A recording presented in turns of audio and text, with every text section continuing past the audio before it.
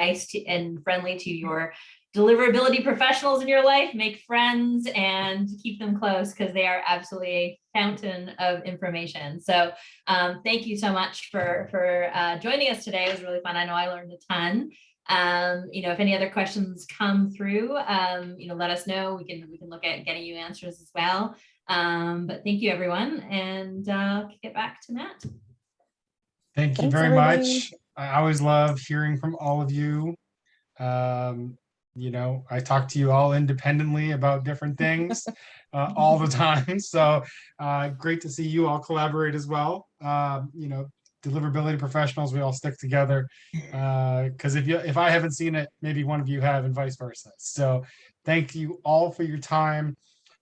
We're going to move on to the next session. I just want to thank our session sponsor again, William Thomas Digital, for sponsoring the session.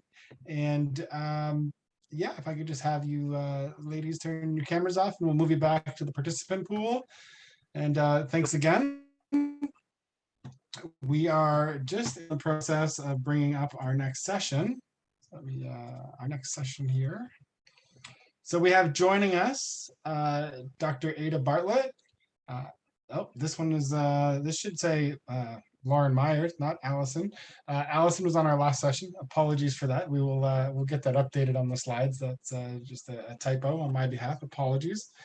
I know Lauren's gonna come on and kill me for that one, but we're good friends, so I'll take it. We have Luke Glasner joining as well, and Jean Jennings. So just give us a moment to switch over the speakers, and we'll be right back with you.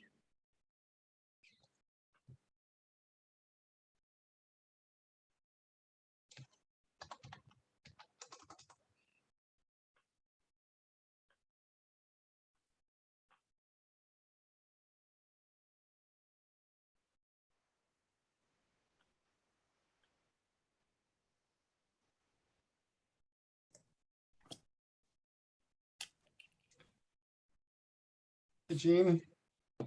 Hi, Matt. I have yet to see Luke call in today, so Uh-oh. not sure if you've heard from him or not. Actually, I was on a webinar with him a couple hours ago, if you can believe it. Okay. Well, this is my second one today. Let me see if I can raise him.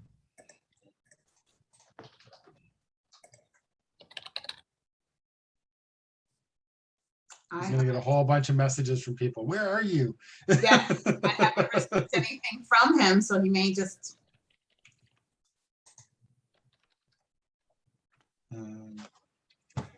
Okay, well, I'm gonna slide off. Jean, you should be able to share your slides if you have any, or Ada, I don't know who's driving slides. I will be sharing. I will let you decide. And as soon as Luke gets here, we will promote him to speaker. So just, fantastic. You want to start without him? Feel free, and then I'll let you know as soon as we have him on board. Yeah, could we wait till 4 p.m.? Would that work, Matt? Yeah, we can wait a couple minutes if need be. That's fine. That's okay with both of you, Lauren? Yeah. Okay, just because I know he is joining us, so. But yeah, it's exciting to be here. Yes, thank you all for inviting us. We're very excited. We appreciate it. Yeah. It will be a lot. Oh, there's Nellie.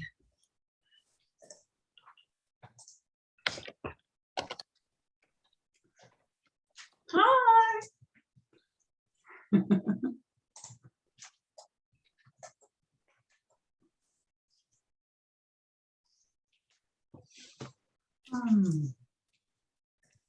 I'm excited. I believe we're the last session of today. So.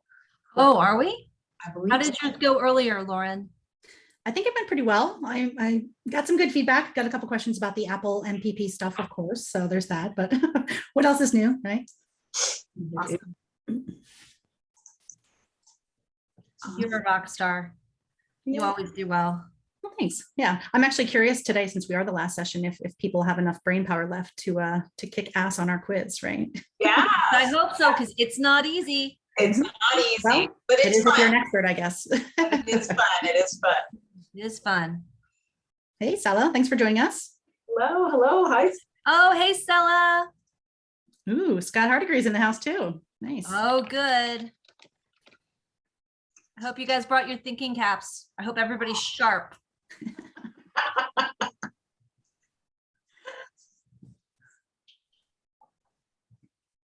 Bragging rights and industry recognition at stake.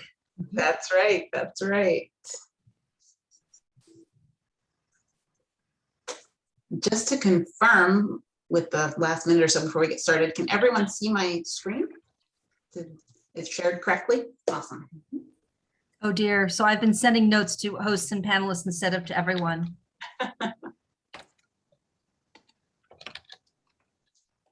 Oh, me as well. Shoot.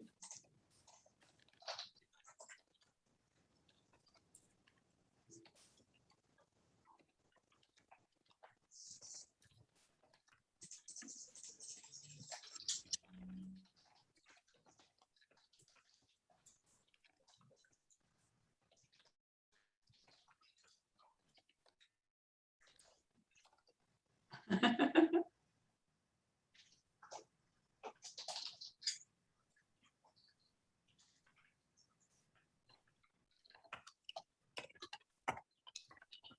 hope he is okay. I just want to thank the three of you for being here on behalf of the RMA. It's quite a lineup of talent we've had today. So you get to be the cherry on the cake. Yes, it's an honor. So I'm sure if you get started, Luke will be joining us and we'll put him in as soon as he's here. Fantastic, fantastic. So Okay. let's Thank get you. started. Hi, everyone. Yeah, that's awesome.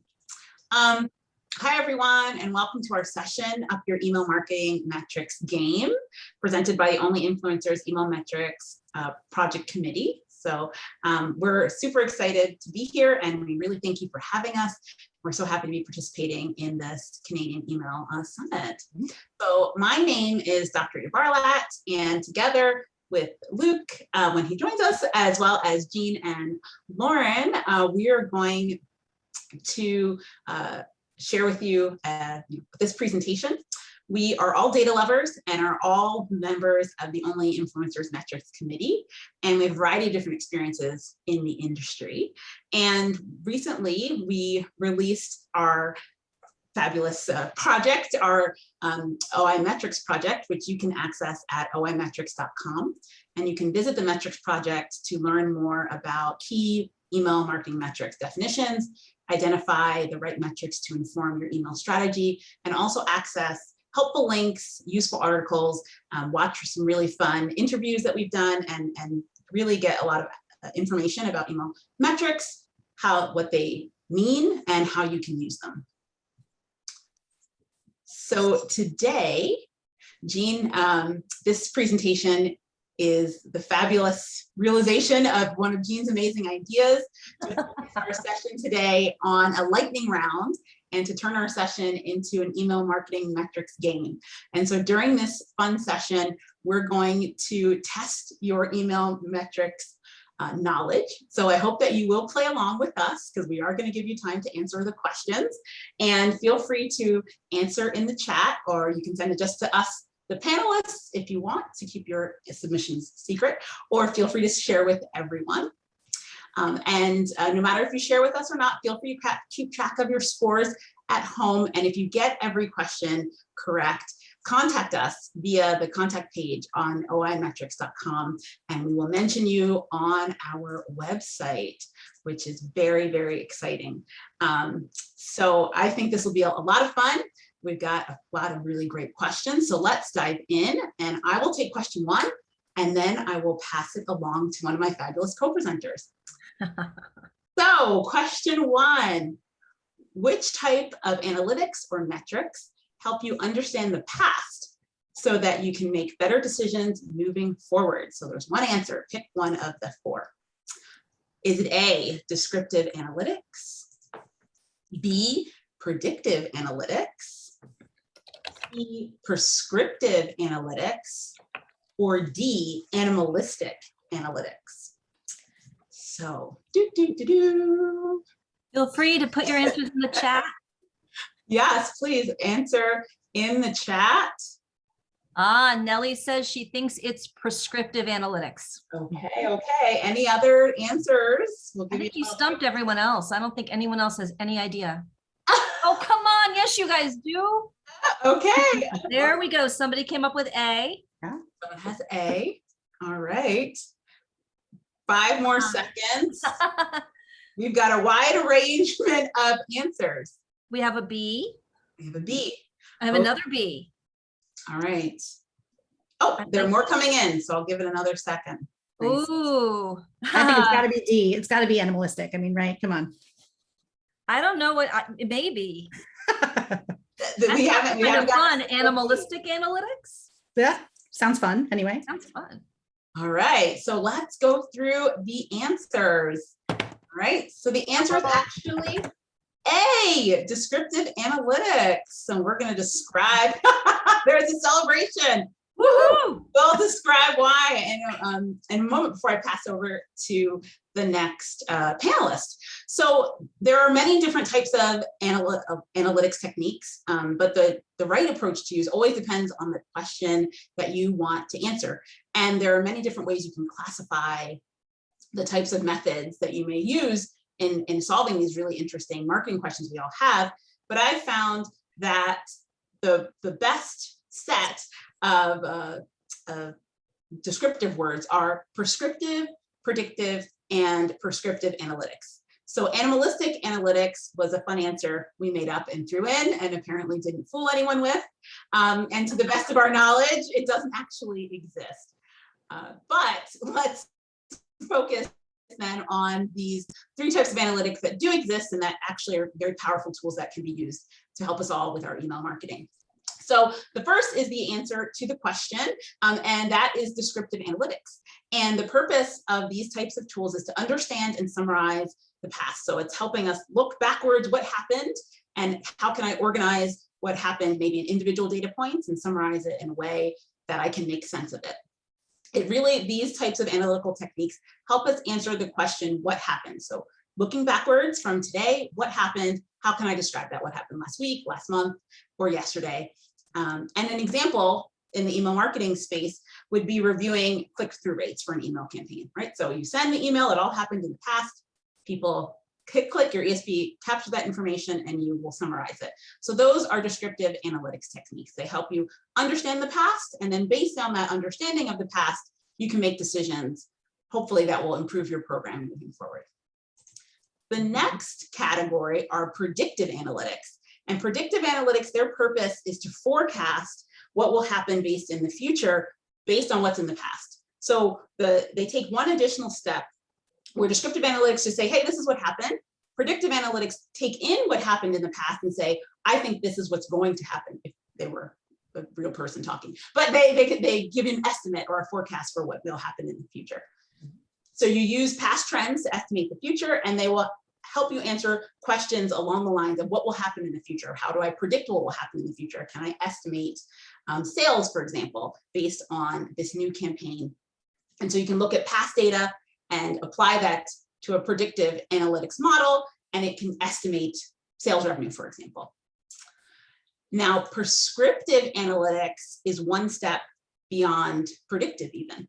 So instead of looking just at the past, which is descriptive, using the past to predict the future, which are the predictive, prescriptive analytics models use data, historical data, and then they take it one step further to make a decision, and then sometimes implement that decision without any influence from a human being or minimal influence from a human being, right? So the computers are making decisions, and they answer the questions of what's the best way to move forward. And they often answer those types of questions in a fairly automated way. And so an example in email marketing would be the dynamic selection of email content. So if you have a whole bunch of information in one of these powerful prescriptive tools, they can not only help you tell you what happened in the past, help you predict what will be best, but they also can implement that prediction in sending, a customized subject line or a customized content of your email on your behalf. So those are the 3 types of analytics that I like to think about when it comes to email marketing tools and metrics. So hopefully, oh, go ahead, Jean. I think you're going to say something. I was just going to say, Ada, that I love like talking to you and listening to you, because sometimes there's things that like we all kind of know. And yet whenever I talk to you, you have this beautiful way of putting a structure around it. Oh, It sort of explains it. So I just wanted to give you a kudos. I remember the article that's quoted here as the source. I remember reading that, and it was sort of like, right? Because on the one hand, you were like, yeah, like I always thought of these things differently, but I never put them in that framework structure. So just kudos to you for kind of making these things a little more accessible, I think, to a lot of people. Oh, well, thank you. And yes, if you want to learn more, feel free to read the blog that I wrote. That's on the Only Influencers blog. And it has this table, a version of this table, and some more information about how you can use these tools. And I think it's important to note that all these types of analytics have value. Sometimes I have heard people have discussions where, oh, you need to look at predictive or prescriptive is really the only valuable ones. I personally believe that they all have value. And it's important to select the right methods based on the questions. Are you looking to figure out what happened in the past, what will happen in the future, or are you looking to sort of offload some decision-making to a computer? And all of them can help us understand our programs and improve them. So that is question one. Hopefully you're enjoying we're off to this first start. I'm going to mute myself, and it looks like Luke has joined us, and I will pass it on to you for question two.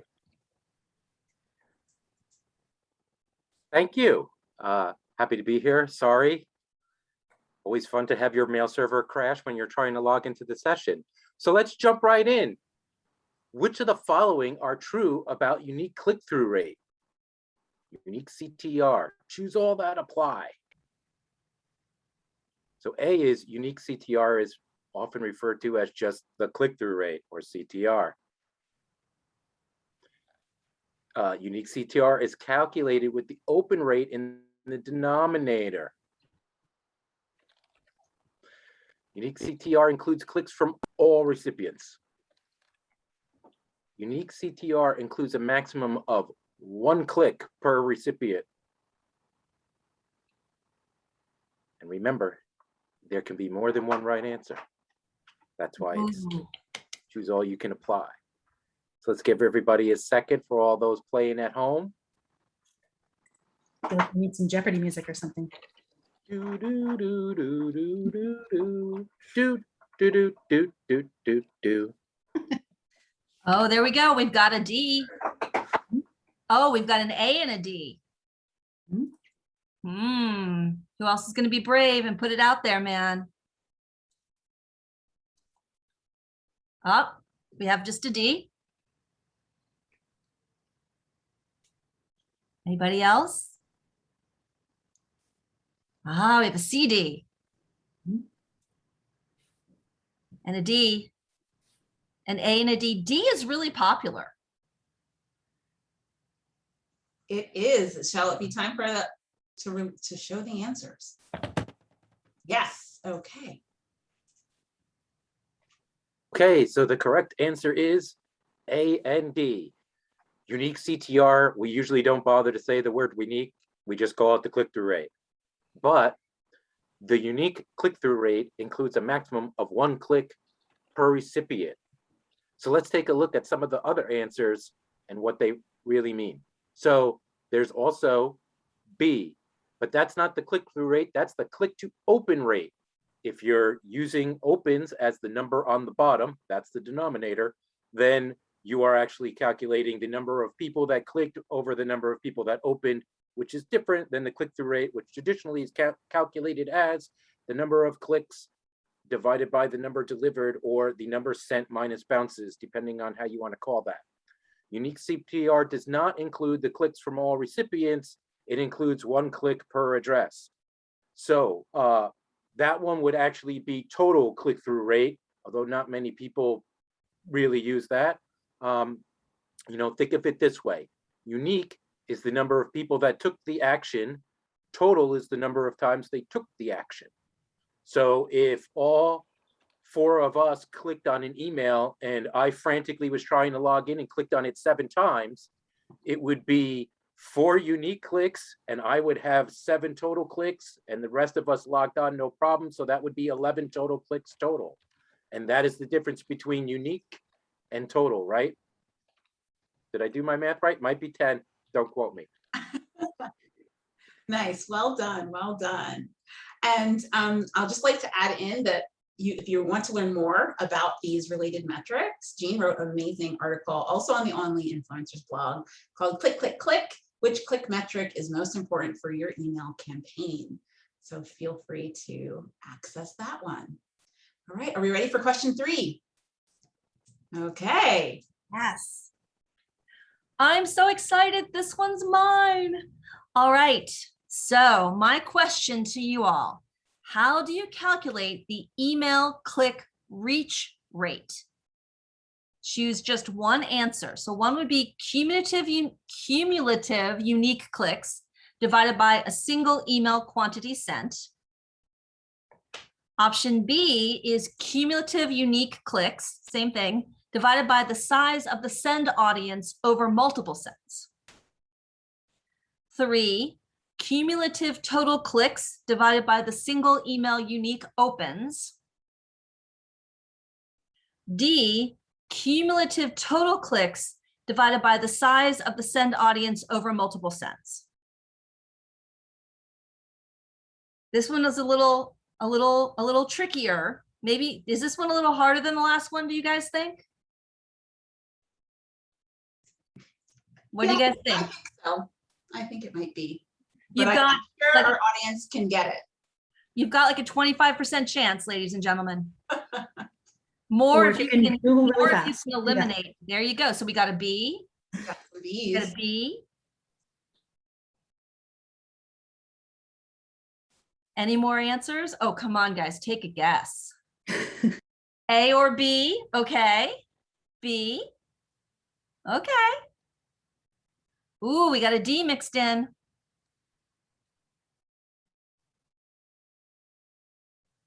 Right. All right. So we go to the answers. The answer is B. Oh, you didn't fool anyone with this one. I know, I'm impressed. I thought this was going to be tough, but you guys rocked this one. So just to give you an idea, this is one of my favorite metrics, reach rates. So click reach shows us how many unique people clicked on at least one email in a series. So you would use this for a welcome series or a campaign to promote a webinar, which is what this example is about. So the idea here is that you want to look over the course of the series of how many unique people opened at least one email. And that's why it's a reach instead of just a rate. So this is one of my favorite metrics. It's great if you're doing an email series.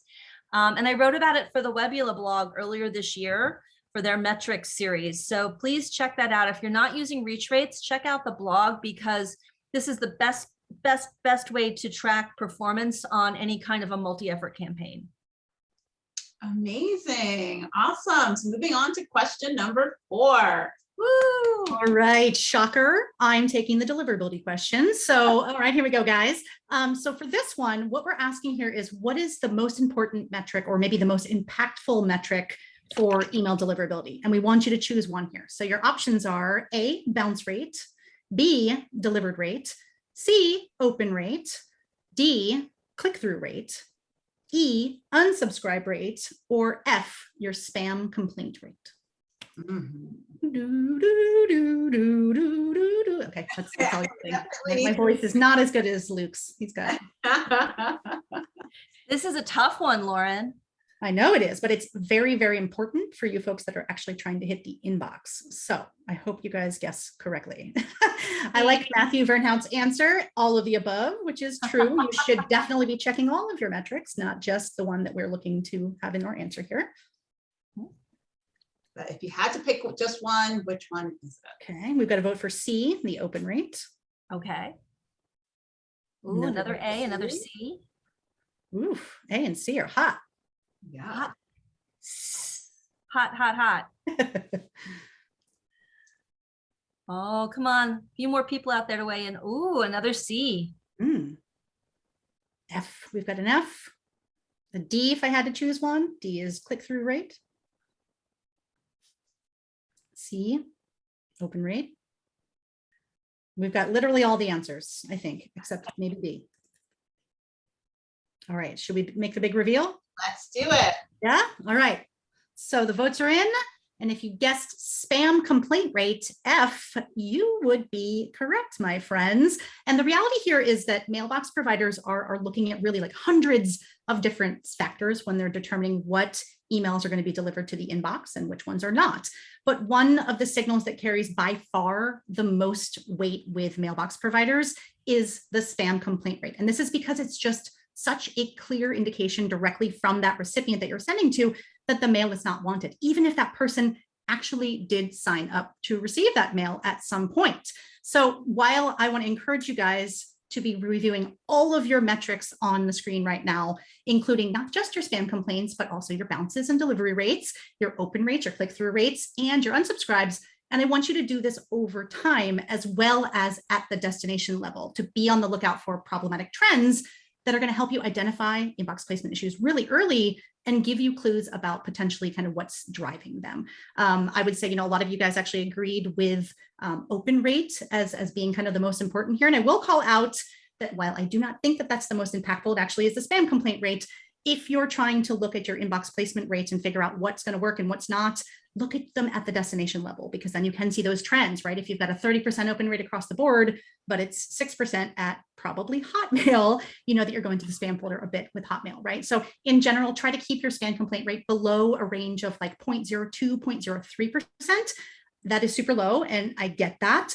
But particularly when your ESP's kind of terms of conditions are stating that the 0.1%, that is really not meant to be a target for you. That's actually the point at which they're basically going to start intervening with their mail because they see some problems with you as a sender. So if you're looking for that consistent inbox placement, focus on keeping your spam complaint rates incredibly low. Anything that's creeping up above like a 0.03% suggests that either people didn't sign up for the emails that you're sending to them, or they did sign up, but they didn't realize what they were signing up for, or they simply just did not like the content that you were sending to them, or the frequency, right? So again, if your spam complaints are above that 0.03%, take a closer look at your list collection practices, which need to include an opt-in from people and properly set those expectations about what you're going to send to them. And also review your targeting to make sure that you're not sending to people who've already unsubscribed, because that is going to be very damaging for your spam complaint rate, as well as your inbox placement. All right, so what do you think, guys? Move on to the next one? Well done. Can we answer Nellie's question real quick? Oh, sure. Let's see. What is Nellie's question? So she says that is only for providers that have complaint rates, though, right?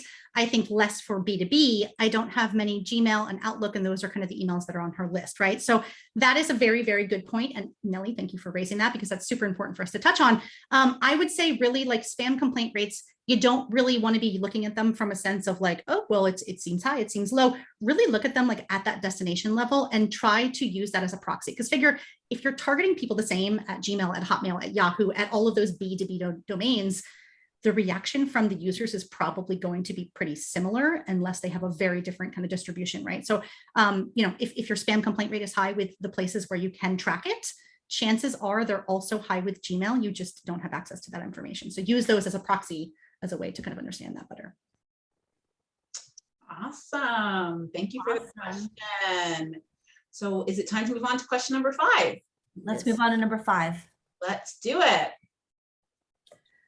All right, this is another one of mine. So which of the following are good key performance indicators, KPIs? Again, choose all that apply. Open rate, click-through rate, click to open rate, conversion rate, revenue per email, or unsubscribe rate. Remember, there could be more than one right answer. It's a good question. So we have a B.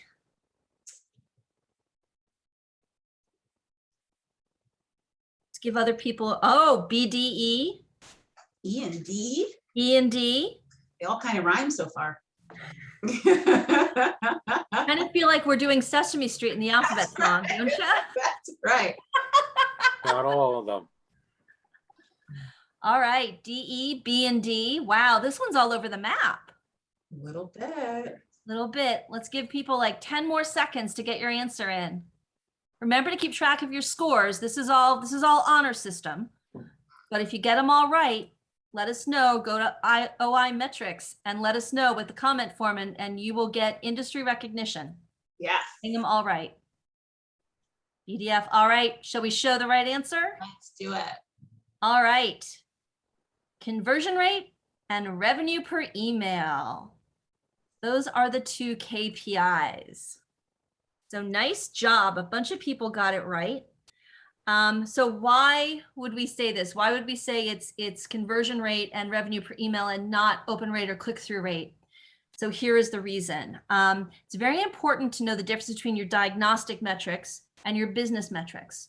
So your business metrics, which is what your KPIs should always be, is whatever keeps the light on at your business.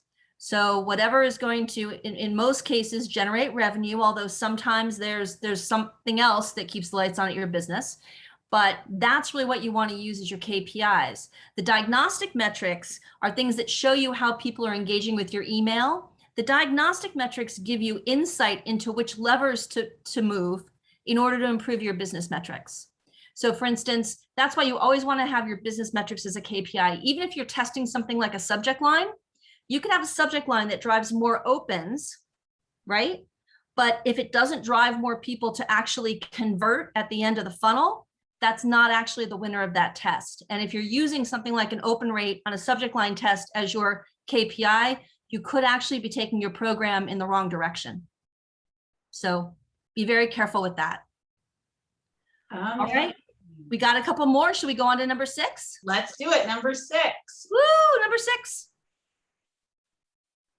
Okay, I believe this one is mine. In an A/B split test, your control version's conversion rate is 2%, and your test version's conversion rate is 3%. What is your lift or loss for the test? You only get to pick one of the following.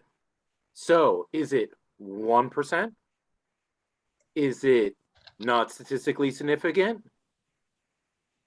Is it 50%? Or is it unknown? Dun, dun, Start dun. putting in your answers in the bottom and we'll tell you who it is in a minute. And here comes our theme song. Do, do, do, do, do, do, do. Record it. Do, do, do, do, do. Do, do, do, do, do, do, do, do. So come on. I see a C. Couple more. C for consensus, apparently. Yeah, ooh, I like that. Now think about this. It's not which one we did better, that was clear, but how much better did it do? Shall we show them the answer? Let's do it. Yes.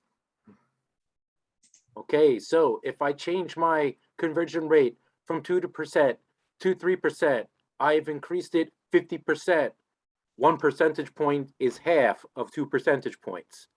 Remember, there's a difference between a percentage point lift or the difference in percentage points and lift, right? So the formula up here shows it to you, right? Of course, it is, whether it's statistically significant or not, probably depends on your sample size, but if you're getting a 50% lift, honestly, you really don't need to figure that out. One thing that's great about math is the answer is not, it's unknown. We can always figure it out. That's one of the things I really like about email metrics is there is an actual formula and a right answer. So C is the right answer. Thank you to everybody playing along at home and who got it right. Congratulations. Let's try question 7. Awesome. Right.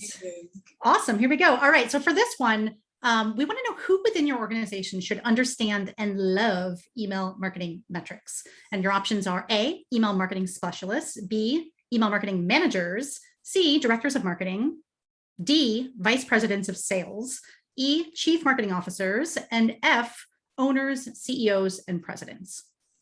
And you just go for your knee-jerk reaction here. We're going to move fast since we're coming up on the end of our session. So, Oh, I love it. Somebody said all of them. ooh, I like that. Yes. Okay. We have 2 answers for everyone. Anybody else All right. want to weigh in? We're going to move in. Let's do it.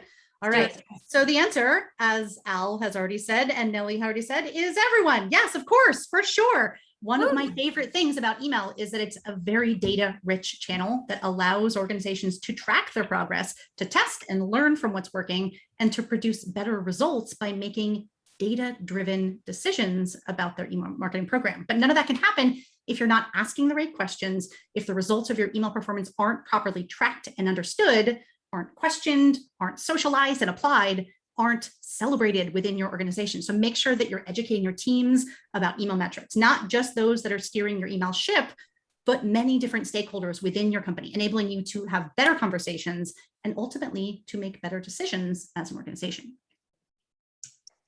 Awesome. Excellent. That is a fantastic segue into question number 8. This is our last question. And the answer hopefully is obvious to everyone. But what is your best resource for all things email marketing metrics? Choose one.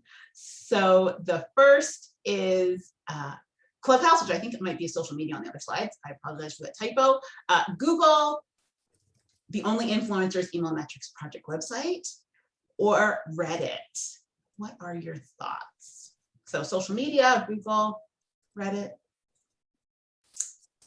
the OI project website. Oh, somebody thinks it might be C. Oh.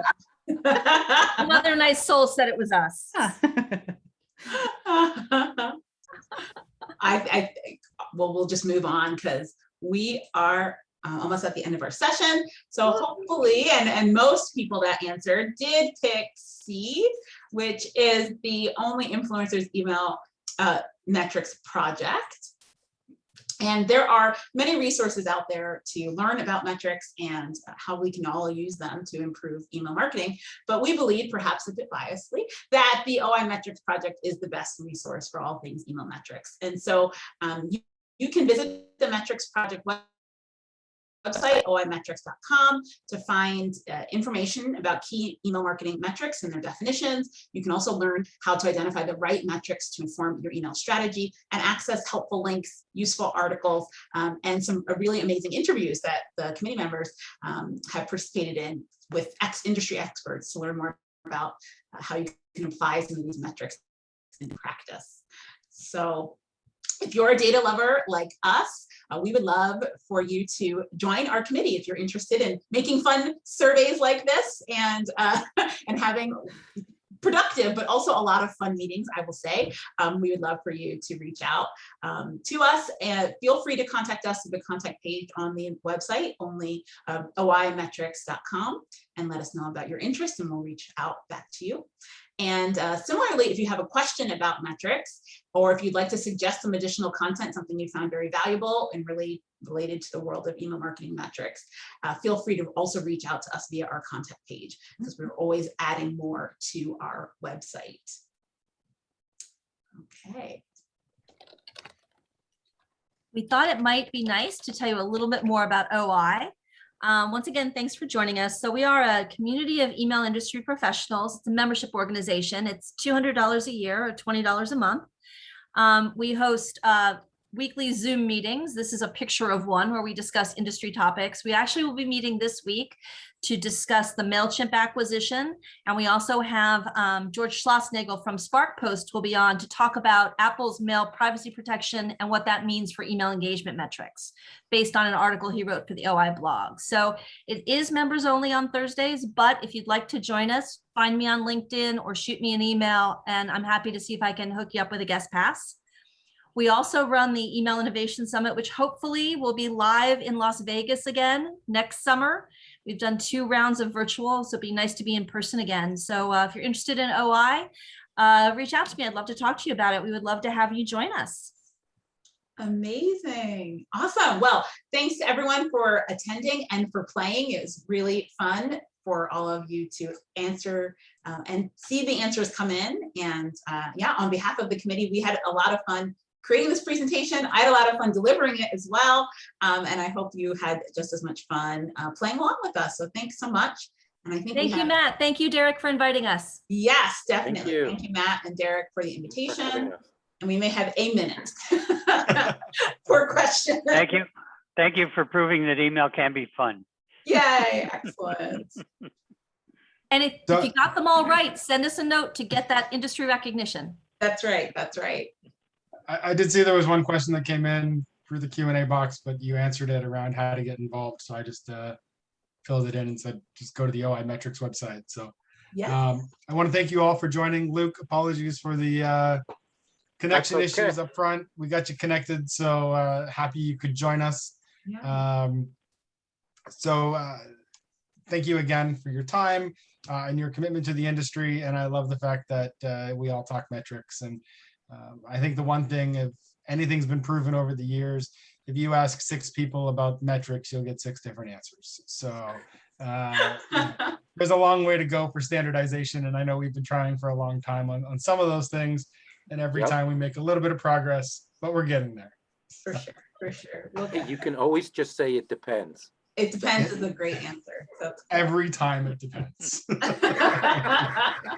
That's my favorite answer, I think, for every email delivery problem is it depends. Let's have a conversation about why that happens. As a privacy professional, that's the go-to. Yeah. It depends.